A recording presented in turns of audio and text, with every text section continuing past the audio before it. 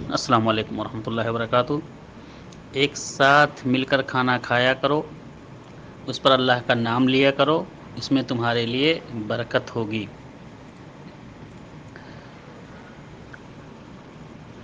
یہ حدیث وحشی بن حرب رضی اللہ تعالیٰ عنہ روایت کرتے ہیں اپنے والد صاحب سے، اور ان کے والد صاحب اپنے دادا جان سے روایت کرتے ہیں۔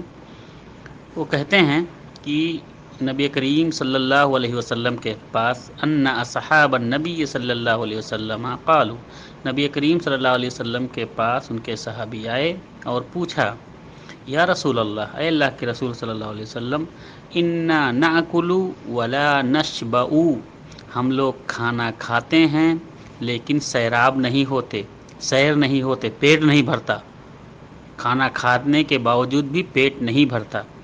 قال، تو نبی کریم صلی اللہ علیہ وسلم نے ارشاد فرمایا، فلعلکم تفترقون، شاید تم لوگ علیحدہ علیحدہ کھاتے ہوگے، الگ الگ ہو کے کھاتے ہوگے، ایک ساتھ نہیں کھاتے ہوگے۔ قالوا نعم، ان لوگوں نے کہا ہاں اللہ کے رسول صلی اللہ علیہ وسلم، ہم الگ الگ ہو کے کھاتے ہیں۔ قال فاجتمعوا علی طعامکم، تو نبی کریم صلی اللہ علیہ وسلم نے ارشاد فرمایا کہ تم اکٹھے کھانا کھایا کرو، مل جل کر کھانا کھایا کرو۔ وَاذْكُرُوا اسْمَ اللَّهِ عَلَيْهِ، اور اللہ رب العالمین کا نام لیا کرو اس پر، یعنی بسم اللہ کہہ کے کھانا کھایا کرو۔ یبارک لکم فیہ، تمہارے لیے اس میں برکت رکھ دی جائے گی۔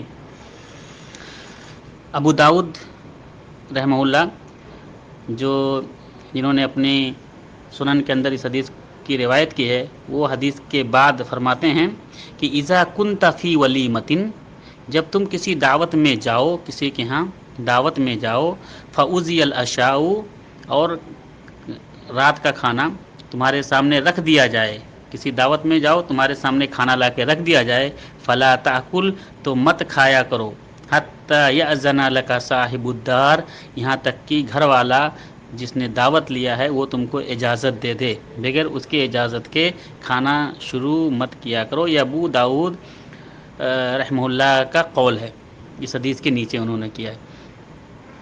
یہ حدیث کچھ محدثین نے اس حدیث کو ضعیف کہا ہے، لیکن دوسری اور سند سے یہ حدیث صحیح ہے، اور علامہ البانی رحمہ اللہ نے صحیح ابو داؤد کے اندر بھی اس حدیث کو روایت کیا ہے اور صحیح کہا ہے، اور یہ حسن لغیری بھی ہے، صحیح بھی ہے، تو اس پہ عمل کیا جا سکتا ہے۔